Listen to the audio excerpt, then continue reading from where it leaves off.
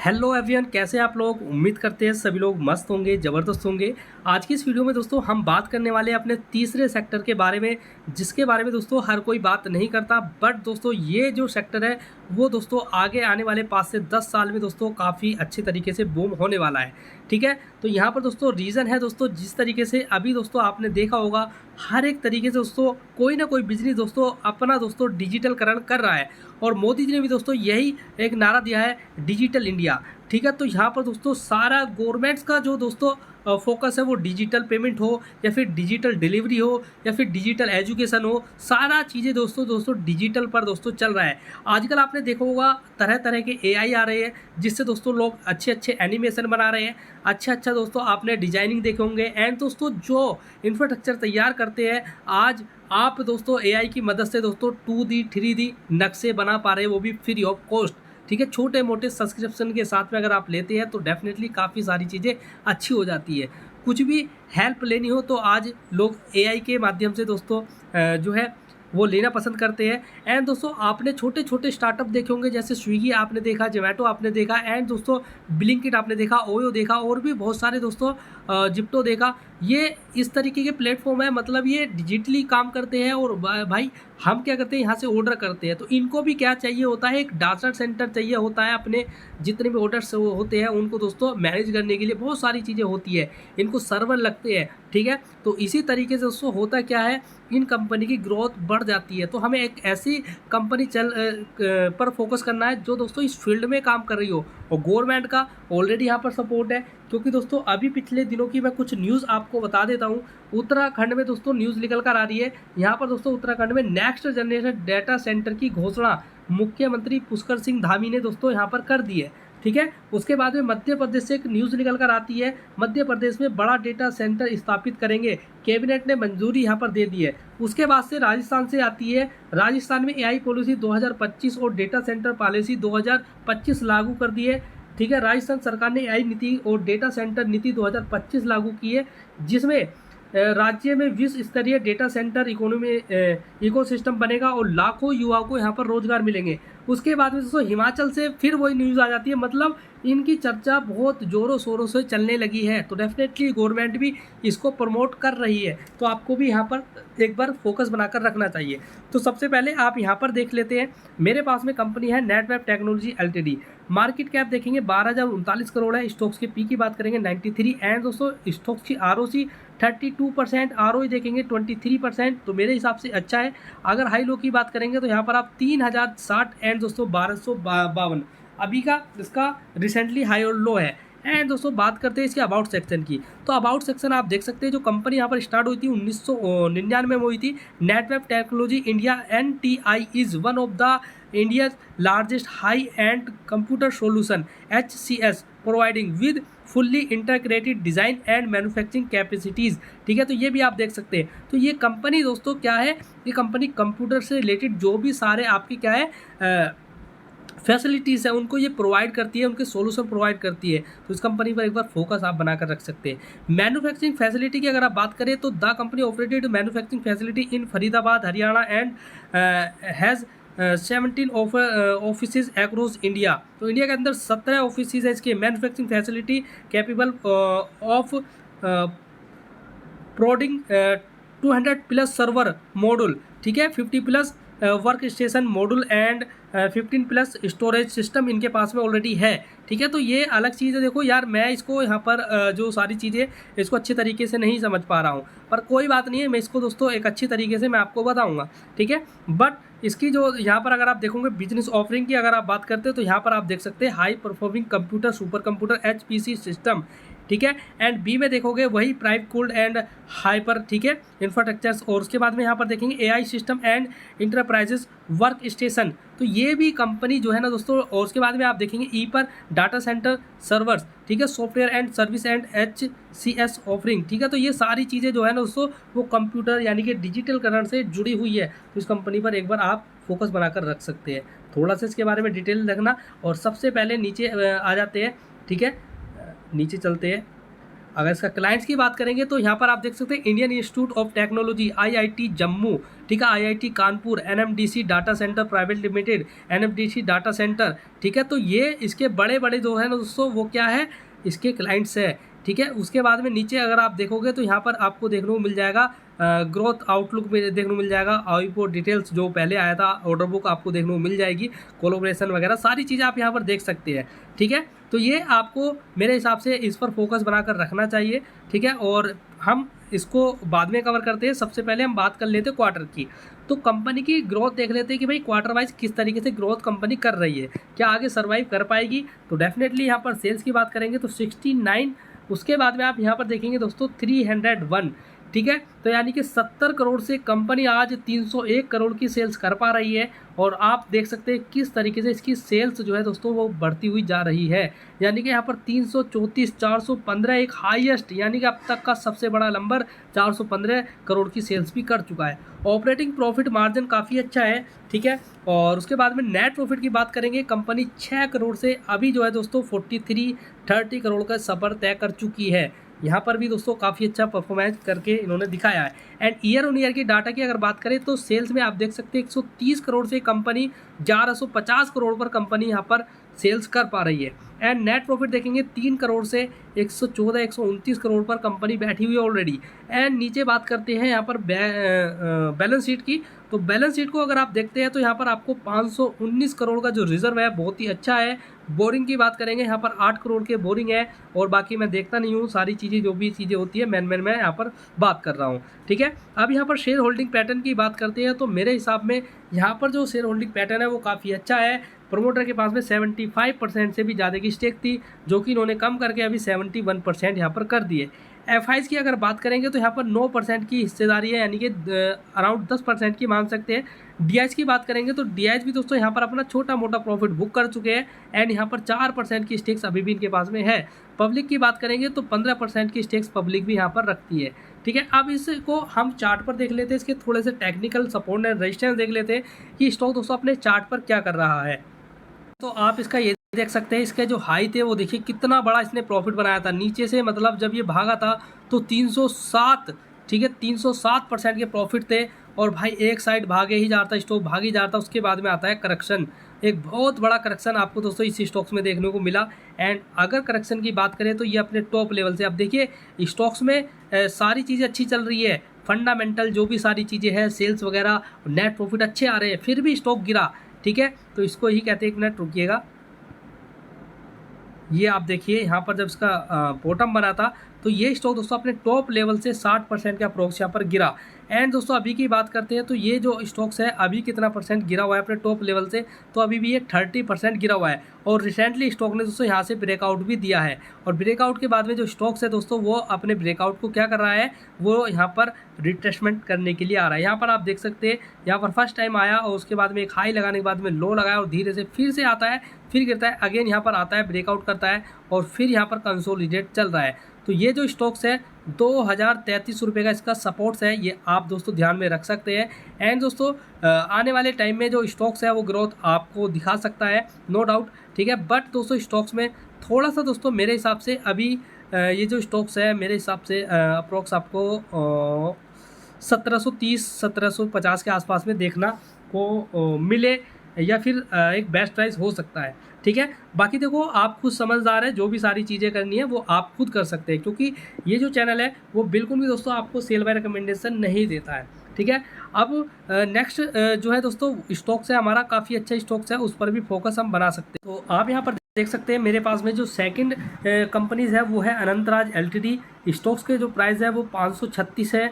उसके बाद में दोस्तों मार्केट कैप की बात करें तो यहाँ पर 18,390 का इसका दोस्तों क्या आ जाता है मार्केट कैप। एंड दोस्तों 39 के इसके दोस्तों या 40 आप कह सकते हैं इसके पी रेशो है।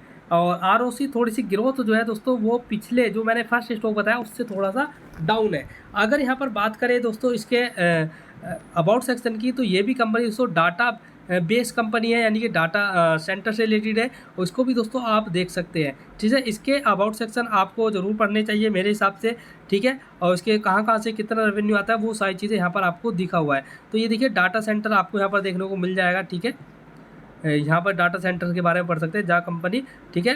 रोस्पस द, ये आप देख सकते हैं जो भी सारी चीज़ें हैं, ठीक है। और लैंड बैंक ये भी आप देख सकते हैं, डेप्ट वगैरह ये सारी चीज़ें देखने के लिए है नहीं वैसे यहाँ पर कुछ, ठीक है। बाकी ये 2-4 चीज़ें यहाँ पर पढ़ लेना आप अपने तरीके से। सबसे पहले मैं आपको ग्रोथ दिखाता हूँ, मैं आपको चार्ट दिखाऊंगा और मैं आपको बताऊंगा कि भाई किस तरीके से ग्रोथ। ये देखिए 159 करोड़ की सेल्स करती है कंपनी फर्स्ट क्वार्टर में, एंड 159 करोड़ से अभी कंपनी दोस्तों कहाँ पर, देखो यहाँ पर थोड़ी सी गड़बड़ी हो रही है, यहाँ पर थोड़ी सी जो इसकी ग्रोथ है वो थोड़ी सी दोस्तों यहाँ पर रुक गई है। यहाँ पर आप देखेंगे 513 से 535 और 535 से 541, 592, तो यहाँ पर कुछ अच्छा तरीके से नहीं चल रहा है। यानी कि एकदम से जो इसकी जो यहाँ पर ग्रोथ है वो थोड़ी सी रुकी है, क्योंकि आप यहाँ पर 159 से देखोगे तो यहाँ पर 252 था, उसके बाद में 266 से सीधा दोस्तों 280 से 316 और 316 से 332, यहाँ पर काफ़ी अच्छी ग्रोथ थी। बट यहाँ पर थोड़ा सा स्लो हुई है ग्रोथ। अगर यहाँ पर आप देखेंगे तो ये देखिए 24 करोड़ के प्रॉफिट थे कंपनी दोस्तों, यहाँ पर 106, 110, 190, 126। अगर आप देखेंगे तो मेरे हिसाब से दोस्तों जो ग्रोथ है अभी तक मेरे हिसाब से सही चल रही है। नेट प्रॉफिट 106, 110 और यहाँ पर 119 और 126 काफ़ी अच्छा है। बाकी इतना ज़्यादा दोस्तों यहाँ पर डिफरेंस नहीं है कि भाई एकदम यहाँ पर सुपर डुपर यहाँ पर रिजल्ट आए हो। अगर यहाँ पर बात करते हैं दोस्तों ईयर ऑन ईयर की, जब 483 करोड़ से कंपनी 2060 करोड़ पर दोस्तों पहुँच चुकी है सेल्स के मामले में, एंड नेट प्रॉफिट 100 करोड़ से पहुँच चुके हैं दोस्तों 426, बहुत अच्छा है। एंड दोस्तों ऑपरेटिंग प्रॉफिट मार्जिन काफ़ी अच्छे निकल कर आते हैं यहाँ पर, क्योंकि आप देख सकते हो ऑपरेटिंग प्रॉफिट मार्जिन 25% के है, बहुत अच्छा है। एंड 29 एंड 52 भी निकल कर यहाँ पर आए थे, यानी कि आधे का प्रॉफिट, ठीक है, वो भी सारी चीज़ें यहाँ पर निकल कर आई, ये भी काफ़ी अच्छा है। एंड बैलेंस शीट की बात करते हैं तो बैलेंस शीट को देख लेते हैं। कंपनी के पास में रिजर्व आप अच्छा खासा देख सकते हैं, जो कि है दोस्तों 4092 करोड़, ठीक है, 4092 CR इनके पास में एक बड़ा रिजर्व है। बोरिंग की बात करें, कर्जे की बात करें, 482 CR इनके पास में दोस्तों कर्जा भी है, 482 करोड़, ठीक है। उसके बाद में नीचे बात कर लेते हैं शेयर होल्डिंग पैटर्न की बात करते हैं, तो यहाँ पर आपको देखने को मिल जाएगा प्रमोटर के पास में यहाँ पर आप देखेंगे तो इनके पास में काफ़ी टाइम से दोस्तों जो 60% की स्टेक चली आ रही है वो दोस्तों अभी भी बरकरार है। एंड यहाँ पर दोस्तों FI जो है वो दोस्तों 8% से 9% और 9% से 13 और 13 से अभी दोस्तों इनके पास में 10% बची हुई है स्टेक, तो ये भी पॉजिटिव है। एंड बात करते हैं दोस्तों यहाँ पर DIs की, तो DIs यहाँ पर कंटिन्यू अपने माल को खरीद रहे हैं, 1% से दोस्तों कहाँ पर पहुँच चुके हैं, 6.5% के आसपास में। तो मेरे हिसाब से जो है अनंतराज काफ़ी अच्छी कंपनीज हो सकती है लॉन्ग टर्म के लिए, तो इसको एक बार फोकस में आप बनाकर रख सकते हैं। तो मैं इसके चार्ट पर आपको दिखा देता हूँ, क्योंकि मैन चार्ट है इसका। मैंने यहाँ पर आपको क्या बताया कि इसका जो चार्ट है वो मैन है, तो यहाँ पर आपको दोस्तों जगह जगह आपको देखने को मिल जाएगा ये वाला जो एरिया है ना वो काफ़ी अच्छा इसके लिए एक सपोर्ट का काम कर रहा है। तो इसको सीधे सीधे हम ये कह सकते हैं जो स्टॉक्स है एक सपोर्ट पर है, और यहाँ से दोस्तों 500 या 520 रुपये का जो एक अच्छा लेवल्स है वो काफ़ी अच्छा है। अभी स्टॉक 535 पर चल रहा है, तो दोस्तों ज़्यादा दूर नहीं है अपने सपोर्ट से, तो आपको खुद समझदार है कि भाई आपको यहाँ पर करना क्या है। और अगर टॉप लेवल की बात करते हैं तो ये देखिए टॉप लेवल की बात करेंगे तो यहाँ पर भी दोस्तों स्टॉक्स अपने टॉप लेवल से काफ़ी ज़्यादा ऑलरेडी टूट चुका है। ये देखिए नीचे अगर आप बात करेंगे तो ये देखिए 60% टूटा था। एंड बात करेंगे अभी की तो यहाँ पर आप देख सकते हैं ये अभी 43% यहाँ पर टूटा हुआ है, ठीक है। तो इस पर भी एक बार आप फोकस बनाकर रख सकते हैं। चार्ट यहाँ पर मेरे हिसाब से काफ़ी अच्छे हैं। एंड दोस्तों आपको थोड़ा सा यहाँ पर दोस्तों पेशेंस रखना पड़ेगा। जैसे स्टॉक दोस्तों 600 और 620 की रेंज में जाएगा तो वहाँ पर भी एक अच्छा खासा रेजिस्टेंस है जो आपको थोड़ी सी तकलीफ दिखा सकता है, ठीक है। तो इस पर एक बार आप यहाँ से लेके और इसको ये रेंज मैं आपको यहाँ पर बना कर दे रहा हूँ कि थोड़ी सी आपको दिक्कत सी डाल सकती है, ठीक है। इसके ऊपर निकलते ही थोड़ा सा स्टॉक जो है अपने सेफ जोन में चला जाएगा, ठीक है। इसको आप देख सकते हैं। उसके बाद में हमारा 3rd नंबर का जो स्टॉक्स है उसको भी देख लेते हैं, ठीक है। तो यहाँ पर आप देख सकते हैं मेरे पास में दोस्तों जो 3rd नंबर का स्टॉक्स है ना उसका नाम है ब्लैक बॉक्स। इसके मार्केट कैप की अगर आप बात करेंगे तो मार्केट कैप बहुत ही ज़्यादा छोटा है, यानी अराउंड अगर बोला जाए तो 8000 करोड़ का इसका मार्केट कैप है, बहुत छोटा सा मार्केट कैप है। स्टॉक्स के P29 के और 29 की ही इसके ROC है, और ROE की बात करें 43 है, काफ़ी अच्छा है। एंड दोस्तों ये भी कंपनी दोस्तों इसी सेक्टर में काम करती है जो मैंने आपको अभी बताया। इसके अबाउट सेक्शन की बात करेंगे तो यहाँ पर आप देख सकते हैं AGC नेटवर्क LTD, ठीक है, इनकॉर्पोरेटेड। ये कंपनी जो है दोस्तों पहले टाटा की हुआ करती थी, समझ रहे हो ना। पहले देखो यहाँ पर लिखा भी हुआ है टाटा टेलीकॉम प्राइवेट लिमिटेड, इसका पहले नाम था शायद ये, ठीक है। तो इसका जो है दोस्तों वो किसी ने खरीदा हुआ है शायद जिसको, ठीक है। इस तरीके से इसकी कुछ कहानी है। तो पहले टाटा की कंपनी हुआ करती थी, ठीक है। उसके बाद में ब्लैक बॉक्स का नाम रखा गया है, ठीक है। उसके बाद में नीचे की अगर बात करेंगे तो बिजनेस सेगमेंट में आप चले जाइए, वहाँ पर आपको डाटा सेंटर और ईडीजी आईटी, ठीक है, साइबर सिक्योरिटी, डिजिटल सॉल्यूशन, ठीक है, applications and slim customer support and manage services, ठीक है। तो टेक्नोलॉजी प्रोडक्ट सॉल्यूशन की बात करेंगे तो ये सारी चीज़ें आप यहाँ पर देख लेना, ठीक है। सारी कंपनी उसी से रिलेटेड है। और इसके जो रेवेन्यू है दोस्तों, वहाँ पर आप इंडस्ट्री वाइज देख सकते हैं, फाइनेंशियल सर्विस से, technology, health care, business services से और डिस्ट्रीब्यूशन, मैन्युफैक्चरिंग, रिटेल, अदर से आप देख सकते हैं कितने इसके रेवेन्यू आते हैं। कहाँ से रेवेन्यू आता है? नॉर्थ अमेरिका, यूरोप, इंडिया से 6 आता है, ठीक है। वो भी दोस्तों देखो बहुत थोड़ा है। और उसका देखो नॉर्थ अमेरिका से 77% आता है। क्लाइंट्स की बात करेंगे तो क्लाइंट्स आप यहाँ पर देख सकते हैं, ठीक है। और इसके देखो बाहर के भी क्लाइंट्स हैं, TCS भी, HCL भी इसका क्लाइंट्स है, इन्फोसिस, इनको भी आप देख सकते हैं, ये भी बड़े इसके कंपनी जो है क्लाइंट्स है। तो इसके एक बार देख लेते हैं, नाम तो अच्छा है कंपनी का, हमने इसको पहले भी देखा हुआ है, ठीक है। और इसके बाद में इसका क्वार्टर देख लेते हैं। क्वार्टरली अगर बात करेंगे तो 1372 करोड़ की सेल्स पर अभी 1387 करोड़ पर ये अटके हुए हैं, ठीक है। और यहाँ पर 1682 करोड़ इन्होंने अब तक का हाई मारा था, क्वार्टरली जो इन्होंने मारा था 1682। उसके बाद में अगर नेट प्रॉफिट की बात करेंगे तो यहाँ पर 15 करोड़ से अभी कंपनी दोस्तों 47 करोड़, 60 करोड़, 56 करोड़ की यहाँ पर अभी नेट प्रॉफिट निकाल पा रही है, काफ़ी अच्छा है। अगर इसकी दोस्तों प्रॉफिट एंड लॉस की बात करें तो सेल्स आप देख लेते हैं, यहाँ पर ईयर ऑन ईयर के हिसाब से 775 करोड़ की सेल्स थी। एंड अभी बात करें तो यहाँ पर 5967, यानी कि 5967 करोड़ की सेल्स है, काफ़ी अच्छा है। एंड नेट प्रॉफिट बात करें तो यहाँ पर 282 करोड़ में पहले माइनस थी एंड आज 205 करोड़ पर पॉजिटिव भी बैठी हुई है कंपनी, काफ़ी अच्छा है। एंड रिजर्व की बात करें तो 46 करोड़ से 725 करोड़ का दोस्तों इनके पास में अभी रिजर्व बचा हुआ है। एंड इसकी बोरिंग की बात करें तो 942 करोड़ का काफ़ी अच्छा इनके बोरिंग है, यानी कि इनके पास में जितने रिजर्व है उनसे ज़्यादा का इनके पास में कर्जा है। तो इसके लिए थोड़ी सी नेगेटिव पॉइंट है, ठीक है। और ये देखो, ये ज़रूरी नहीं है जो कर्जा लिया जाता है वो दोस्तों कंपनी बेकार होती है। तो कंपनी अपने आप को एक्सपांड करने के लिए, अपने मैन्युफैक्चरिंग प्लांट्स को लगाने के लिए ये सारी चीज़ें करती है, ठीक है। तो ये कोई नेगेटिव पॉइंट नहीं है कि भाई कर्जा है, पर हाँ, हद से ज़्यादा कर्जा होना वो नेगेटिव पॉइंट पे आ जाता है, ठीक है। यानी कि कंपनी ग्रोथ नहीं कर रही है और कर्जा ज़्यादा ले रखा है, रिजर्व थोड़े है, तो वहाँ पर हो जाती है। जब कंपनी धीरे धीरे ग्रोथ कर रही है तो वहाँ पर दोस्तों आपको कर्जे की थोड़ी टेंशन नहीं लेनी है, ठीक है। प्रमोटर की बात करेंगे तो यहाँ पर दोस्तों 70% इनके पास में दोस्तों बहुत अच्छा है, 71% हुआ करता था। FIs के पास में अगर बात करेंगे तो यहाँ पर अभी भी 4%, ठीक है। उसके बाद में DIs की बात करेंगे, अभी भी यहाँ पर एक्टिव है। एंड गवर्नमेंट की अगर बात करते हैं तो गवर्नमेंट भी यहाँ पर थोड़ा एक्टिव है। एंड दोस्तों यहाँ पर पब्लिक की बात करते हैं तो 25.42% यहाँ पर जो स्टेक्स है वो पब्लिक के पास में है। तो इसका एक बार चार्ट देख लेते हैं। मुझे लग रहा है इसके चार्ट जो है दोस्तों काफ़ी अच्छे हैं, क्योंकि पहले मैं इस स्टॉक्स को अभी पिछले वीक शायद मैं ट्रैक कर रहा था, ठीक है। तो देखिए चार्ट में अगर आप देखते हैं तो यहाँ पर दोस्तों 5% के माइनस यहाँ पर डाउन सर्किट लगे हैं। और देखो रिसेंटली जो स्टॉक्स है वो अपने दोस्तों सपोर्ट के आसपास में है, ठीक है। तो ये एक इसका सपोर्ट है और यहाँ पर दोस्तों इसका डाउन सर्किट लग रहा थोड़ा सा, यहाँ पर दोस्तों आपका थोड़ा सा मतलब खेल बिगाड़ सा सकता है। अगर इसका एक मिनट मैं वेट करिएगा, थोड़ा सा 450 रुपये के आसपास भी इसका एक सपोर्ट है, तो इसको भी आप देख सकते हैं। ये वाला जो इसका एरिया है वो भी एक सपोर्ट है, ठीक है। तो ये 471, 452 एक सपोर्ट है। बाकी मैं इसको 1 वीक के चार्ट पर देखना चाहूँगा, क्योंकि मुझे थोड़ा सा चार्ट पर कुछ अजीबोगरीब सा ही लग रहा है, ठीक है।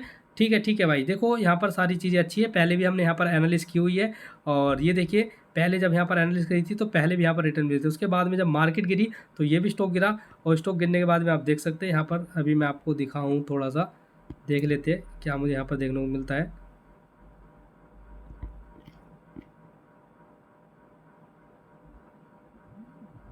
ठीक है, स्टॉक्स की कंडीशन जो है ठीक है, जो लेवल्स मैंने बताया वो भी ठीक है, क्योंकि हमारा 0.5 जो 50% 60% के जो लेवल्स है अभी काफ़ी नीचे है। तो स्टॉक्स को थोड़ा सा अभी नीचे आना चाहिए मेरे हिसाब से। उसके बाद में यहाँ से यूटर्न वाला जो सिस्टम है वो बन सकता है, ठीक है। तो इस पर एक बार आप ब्लैक बॉक्स को अपनी वॉच लिस्ट में ऐड कर सकते हैं, मेरे हिसाब से तो काफ़ी अच्छा ये स्टॉक्स होगा, ठीक है। अभी मैं चलता हूँ दोस्तों और स्टॉक्स पर देख लेते हैं। एक स्टॉक्स मैं और आपको बता देता हूँ, ठीक है। ठीक है, तो ये आप देखिए मेरे पास में जो कंपनीज़ अभी आपको देखने को मिल रही है ना, वो काफ़ी अच्छी कंपनीज़ है। और पर्सनली मैं इसको दोस्तों एक अच्छी कंपनी के रूप में देखता हूँ। Techno electric and engineering company, ये कंपनी जो है दोस्तों मल्टीपल टाइप के काम करती है। यानी कि जो कंपनी मल्टीपल टाइप के काम करती है ना, तो डेफिनेटली वो एक अच्छी कंपनी मेरे हिसाब से तो होती है, क्योंकि एक काम थोड़ा ठंडा पड़ता है तो दूसरा ऑलरेडी चलता फिरता रहता है। मार्केट कैप अगर यहाँ पर आप देखेंगे तो मार्केट कैप काफ़ी सुंदर है, यानी कि ग्रोथ है, यानी कि छोटी सी है अभी। आप देखेंगे यहाँ पर 17,374 करोड़, यानी कि बहुत छोटा सा मार्केट कैप ही कहेंगे, यानी कि अंडर 20,000 करोड़ का यहाँ पर मार्केट कैप है। स्टॉक्स की P39 एंड ROC भी अच्छी है, ROE भी अच्छी है। एंड दोस्तों इसके अबाउट सेक्शन पर चलते हैं, क्योंकि अबाउट सेक्शन इसके दोस्तों कुछ अलग है। यहाँ पर अगर आप देखेंगे तो यहाँ पर आपको दिखला देता हूँ मैं, ठीक है। ये देखिए, जो ये कंपनी है वो काफ़ी ज़्यादा पुरानी है, कुछ छोटी मोटी कंपनीज़ नहीं है, ठीक है, एक अच्छी कंपनीज़ है। और इसका देखिए यहाँ पर आप देख सकते हैं ये कंपनी करती क्या है। Company is one of the Indian leading power infrastructures company. It is portfolio comprise of over 400 plus project in India and overseas facilitated by a team of 400, ठीक है। तो यहाँ पर आप देखेंगे, उसके बाद में यहाँ पर देखेंगे पावर जनरेशन। आप पावर जनरेशन की बाद में बात करेंगे तो यहाँ पर आप देखिए थोड़ा सा ट्रांसमिशन एंड डिस्ट्रीब्यूशन को भी देख सकते हैं, ठीक है। The company offering fuel gas, ठीक है। तो ये सारी चीज़ें आप देख लेंगे, ठीक है। उसके बाद में ट्रांसमिशन आ गया, इंडस्ट्रियल सेक्टर आ जाता है, और उसके बाद में आता है दोस्तों क्लाइंट्स। अगर क्लाइंट्स की बात करें तो यहाँ पर आप देख सकते हैं इसके जो क्लाइंट्स है वो power grid corporation of India, NTPC, Adani transmission, ठीक है, Sterlite power, REC power distribution, CEB, ETC, ठीक है। उसके बाद में नीचे की बात कर लेते हैं। देखो यहाँ पर आप देखेंगे तो ये देखिए यहाँ पर आता है data centre. The company is the setting up the scalable hyper, ठीक है, decently data centre with 24 MW IT load in. ये कुछ होता होगा, देखो मुझे इसके बारे में नॉलेज नहीं रहती है, ठीक है, ये भाई है क्या, बट ये पता है कि भाई डाटा सेंटर पर काम करती है, कुछ प्रोडक्ट होगा, कुछ सर्विसेज होगी, या कुछ वायर वगैरह होगा, या कुछ लोड कैपेसिटीज होगी, ऐसा कुछ होगा ये शायद, ठीक है। तो भाई इसके बारे में तो मुझे पता ही नहीं है, पर भाई जो लोग IT से उनको ज़रूर यहाँ पर पता होगा, ठीक है। तो जस्ट आप इसको देख लेना, मैंने इसके ऊपर जस्ट अच्छी तरीके से एनालिसिस की हुई है, तो इसका आउटलुक वगैरह ये सारी चीज़ें आप देख लेना। बाकी देखो मैं नीचे की साइड में अभी चलूँ तो यहाँ पर क्वार्टर देखेंगे, तो क्वार्टर में आप देखोगे कोई ज़बरदस्त ग्रोथ आपको यहाँ पर देखने को मिलेगी, यानी कि 145 CR से जो कंपनी अभी सेल्स कर पा रही है वो दोस्तों 526। और यहाँ पर जो कंपनी है दोस्तों वो सबसे हाईएस्ट अब तक की ऑल टाइम हाई मार्च क्वार्टर में इन्होंने दोस्तों 816 करोड़ का यहाँ पर रेवेन्यू सेट करा था, बहुत अच्छी बात है। ऑपरेटिंग प्रॉफिट की मार्जिन की बात करें तो भाई बहुत सुपर डुपर है और बढ़ रहे हैं, ये तो मुझे बेस्ट लगा एकदम, ठीक है। और यहाँ पर नेट प्रॉफिट की बात करेंगे, यहाँ पर 36 करोड़ से कंपनी दोस्तों 135 और 136, यानी कि अब तक के सबसे हाईएस्ट जो प्रॉफिट है वो लेटेस्ट यही है 136, अच्छा है मेरे हिसाब से। एंड दोस्तों इसकी अगर ईयर ऑन ईयर के डाटा के हिसाब से देखें तो यहाँ पर सेल्स को आप देखिए भाई, सेल्स अगर आप देखेंगे तो यहाँ पर 120 CR से अभी कंपनी दोस्तों 2270 करोड़ पर, मेरे पास में ऑलरेडी स्टॉक्स है, ठीक है, और इसी स्टॉक्स में मैं कई बार प्रॉफिट बुक कर चुका हूँ। अगर नेट प्रॉफिट की बात करेंगे तो 56 से आप यहाँ पर देखेंगे 423 और भाई 461, तो भाई यहाँ पर आप देख सकते हैं इसके प्रॉफिट जो है वो किस तरीके से यहाँ पर डबल होते हुए दिखाई दिए है, ठीक है। तो ये कंपनी की होती है ग्रोथ, यानी कि मैं इसीलिए बोलता हूँ जब कंपनी मल्टीपल बिजनेस पर काम करती है तो भाई बहुत अच्छा होता है। और बहुत अगर कंपनी को बोले तो काम के माने बहुत ही ज़्यादा डिसिप्लिन वो सेट करते हैं, ठीक है। तो यहाँ पर अगर आप देखेंगे तो रिज़र्व आप यहाँ पर देखिए भाई बहुत अच्छा रिज़र्व है, और देखिए भाई किस तरीके से रिज़र्व है, यहाँ पर 484 करोड़ के रिज़र्व से बढ़ के हो गए 1209 करोड़, फिर बढ़ के हो गए 1404, उसके बाद में 1474, और उसके बाद में यहाँ पर 1594 से सीधा इन्होंने 1815 करोड़ किया, और 1815 से 1909 करोड़, और सीधा दोस्तों 2142 से सीधा हो गए 3716 करोड़, यानी कि 3716 करोड़। यहाँ पर एक अच्छा यहाँ पर आपको देखने को मिला है आंकड़ा। एंड बात कर लेते हैं भाई इसके सब कुछ यहाँ पर ठीक ठाक देखने को मिलता है, बट प्रोमोटर की जो यहाँ पर घटती भाई होल्डिंग्स है ना वो थोड़ा सा यहाँ पर इसको डरा सा रही है, ठीक है, क्योंकि प्रमोटर के पास में 60% से 61% तक इन्होंने अपनी स्टेक्स को बढ़ाया, उसके बाद में सीधा ही दोस्तों इन्होंने अपनी 3% के आसपास स्टेक्स को कम किया। एंड FIs की बात करेंगे तो यहाँ पर FIs के पास में अभी भी 9% के अराउंड यहाँ पर स्टेक्स बची हुई है। DIs के पास में 24% की स्टेक्स है, जो कि पहले 26 हुआ करती थी, 24 हुई, और 24 के बाद में अभी भी यहाँ पर दोस्तों क्या है 24 ही है। काफ़ी अच्छा है, शानदार है। पब्लिक की देखेंगे तो यहाँ पर 10% की स्टेक्स है, काफ़ी अच्छा पॉजिटिव है। सारी चीज़ें मुझे दोस्तों फंडामेंटल के हिसाब से अच्छी लगी, आपको कैसी लगी आप कमेंट करके मुझे बता सकते हैं। हेलो ठीक है तो भाई ठीक है, अब यहाँ पर आप देखिए एक फ़ोन आ गया था, ठीक है। तो यहाँ पर आप देख सकते हैं जो इसका चार्ट्स है ना, वो देखिए कितना ज़्यादा आपको बुलिश यहाँ पर नज़र आ रहा है। देखो ये जो है ना जो स्टॉक्स है वो अलग ही इसका लेवल्स है। आप देखिए पीछे आपकी इसकी ग्रोथ देखोगे ना, तो देखिए मैंने इसका जो फंडामेंटल मैं आपको बता रहा था, तो मैंने आपको वहाँ पर बताया था कि भाई ये जो कंपनीज़ है वो मल्टीपल बिजनेस पर काम करती है, जिस वजह से इसकी चार्ट्स पर आपको ग्रोथ देखिए किस तरीके से देखने को मिलेगी। और अभी जो है ना इसकी ग्रोथ दोस्तों काफ़ी ज़्यादा नहीं हुई है, ठीक है। तो रिसेंटली देखिए इसने एक हाई बनाया है, और हाई बनाने के बाद में अभी आप यहाँ पर क्या देख सकते हैं, ये अभी मैं आपको एक एरिया यहाँ पर मार्क कर देता हूँ इसका, ठीक है। ये देखिए इसके जो अभी हाई आप देखेंगे ना, तो ये देखिए